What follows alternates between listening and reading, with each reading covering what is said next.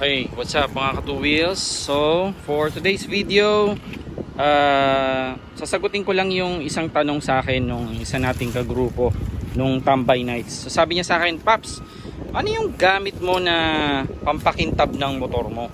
Kasi parang mas makintab pa siya sa wax eh. Actually, totoo, hindi wax ang gamit ko rito, iba yung gamit ko rito.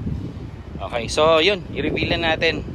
So yung ginamit ko rito, ginagamit kong pampakintab ng aking motor ay ito, MTX Sunshield. So it's an automotive product. Ginagamit ito sa panlinis o kaya at pampakintab ng dashboard ng kotse. So ito rin yung ginagamit ko sa sasakyan namin.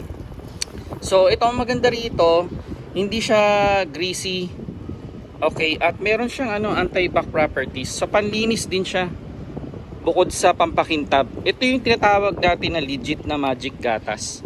Okay, so pwede ito sa mga glossy parts, tsaka sa tawag nito sa matte color, glossy color at matte color. So ganun din yung effect no? Makintab, makinis.